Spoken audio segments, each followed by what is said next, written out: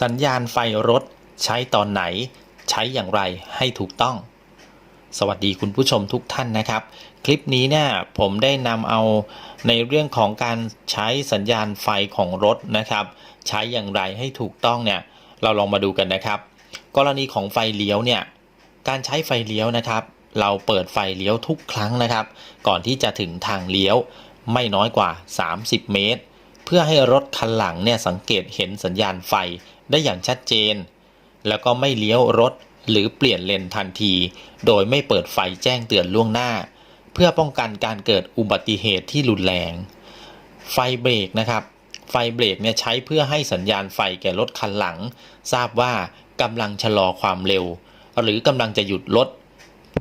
พื่อที่จะช่วยเพิ่มจุดสังเกตในการมองเห็นได้อย่างชัดเจนใช้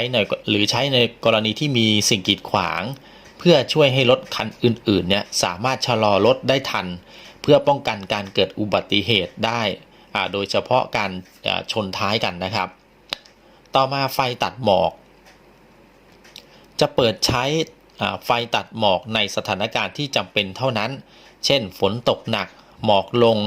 หรือมีฝุ่นควันในปริมาณมากจนมองไม่เห็นทางหากต้องการเพิ่มทัศนวิสัยให้กับการขับขี่ในช่วงเวลากลางคืนสามารถเปิดไฟตัดหมอกได้แต่ควรปิดทันทีหากมีรถขับสวนมาเพื่อป้องกันไม่ให้แสงไฟเนี่ยรบกวนผู้ร่วมทางนะครับต่อมาไฟฉุกเฉินไฟฉุกเฉินใช้ไฟฉุกเฉินเฉพาะในกรณีที่รถเสียหรือว่าเกิดอุบัติเหตุเท่านั้นเพื่อช่วยให้รถคันอื่นเนี่ยสังเกตเห็นรถที่จอดกีดขวางการจราจรและทำการเบี่ยงหลบได้ง่ายมากขึ้นและก็หลีกเลี่ยงการเปิดไฟฉุกเฉินในขณะข้ามแยกหรือฝนตกเพื่อป้องกันการเข้าใจผิดจนนำไปสู่การเกิดอุบัติเหตุนั่นเองนะครับทั้งหมดนี้นะครับก็คือสัญญาณไฟรถที่เราควรจะรู้นะครับว่าจะใช้ในตอนไหนอย่างไรให้ถูกต้องนะครับ